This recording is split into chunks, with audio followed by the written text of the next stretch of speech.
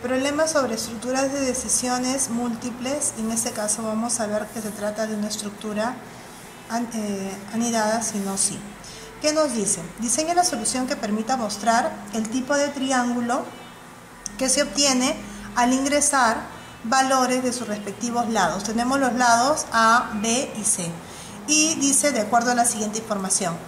Entonces, los lados del triángulo serían A, B, C. Si resulta que A al cuadrado es igual que B al cuadrado más C al cuadrado, se trata de un triángulo rectángulo. Si A al cuadrado es menor que B al cuadrado más C al cuadrado, es un triángulo octángulo. Y si A al cuadrado es igual a B al cuadrado más C al cuadrado, sería un triángulo obtusángulo. Entonces, nosotros vamos a necesitar ingresar los lados, que serían A, B y C. Ese sería el PRG triángulos. PRG triángulos. Entonces si tenemos de entrada ABC, lo que va a salir es lo siguiente. Si yo ingreso los lados, el triángulo puede ser o rectángulo, o acutángulo, o obtusángulo. Un triángulo no podrían ser los tres a la vez. Así que de salida solamente voy a tener una variable, que sería la variable, no sé, la puedo llamar mensaje. La variable mensaje podría contener es un triángulo rectángulo, o podría contener es un triángulo octángulo, o podría contener es un triángulo obtusángulo. ¿Estamos? Entonces, en base a los lados yo voy a obtener uno de estos mensajes. Bien, nos damos cuenta que para poder obtener esa respuesta necesitamos cada una de nuestras variables elevadas al cuadrado. Así que vamos a trabajar también con unas variables adicionales. Bueno, si A, B, C son los lados del cuadrado, me conviene que estas variables sean de tipo real. Tenemos la variable A, B y C, y como texto tendríamos la variable llamada la variable mensaje. Ahora bien, nosotros leemos los lados del triángulo A, B y C. Como les mencionaba hace un momento, se utilizan las variables no A, sino A al cuadrado, o la variable B al cuadrado, o la variable C al cuadrado. Por lo tanto, me conviene tener las variables elevadas. Entonces puedo trabajarlas en las mismas variables. A ver, yo leí el lado A, B, C. Ahora, voy a elevar cada una de esas variables al cuadrado y lo voy a volver a almacenar en la misma variable para que ya esté elevada al cuadrado. ¿Cómo diríamos entonces? A va a contener ahora, o si quieren lo podemos llamar, si no, para no confundirlos, esta va a ser A1, B1 y C1. Entonces, ¿qué va a contener A1? Va a contener el resultado de elevar el lado A al cuadrado. ¿Qué va a contener B1?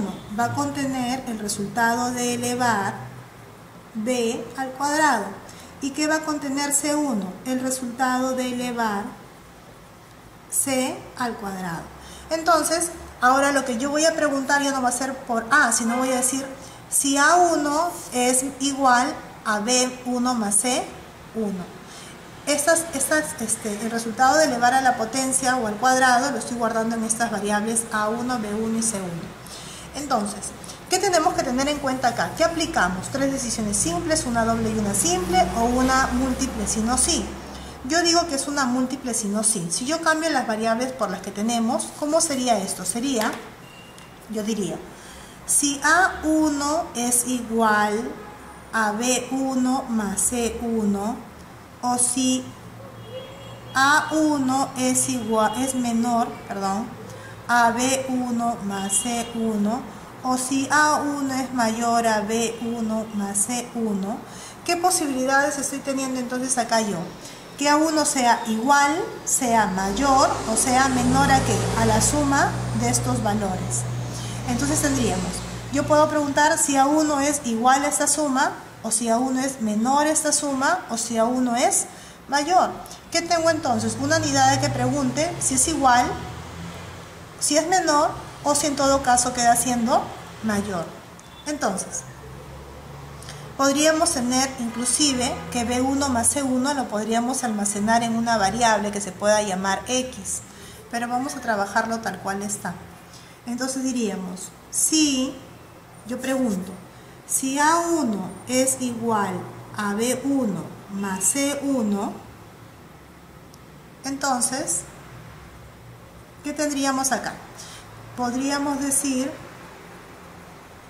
entonces, lo que tendríamos es que mensaje obtendría el valor es un triángulo rectángulo. Caso contrario, este si no podría estar en estas posibilidades, que sea menor o que sea mayor. Así que vamos a preguntar si no, si A1 es menor a B1 más C1. Si ocurre esto, entonces, ¿qué podríamos decir? Podríamos decir que el mensaje va a contener es un triángulo que, según dice acá, acutángulo.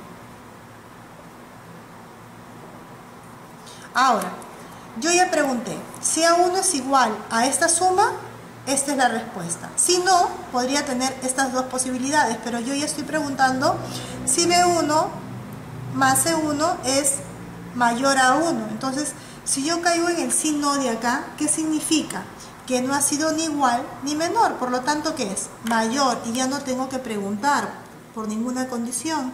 Y entonces tendríamos que es un triángulo obtusángulo. Y acá tendríamos el fin sí. Volvemos a repetir entonces. Si no ha sido igual, estoy deslindando si ha sido menor. Si no ha sido igual y no ha sido menor, entonces es mayor. Acá podríamos escribir nuestra variable mensaje y podríamos tener el fin. ¿Cómo sería el diagrama de flujo? Tendríamos el inicio. Vamos a declarar nuestras variables. Son variables tipo real. Tenemos A, B, C, A1, B1 y C1. Leemos nuestras variables A, B, C. Luego tenemos que A1 resulta de elevar A al cuadrado, B1 resulta de elevar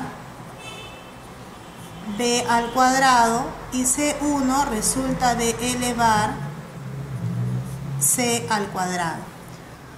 Una vez que hago estas operaciones aritméticas, paso a decidir y decimos acá, si A1 es igual a B1 más C1, tenemos entonces que vamos a decir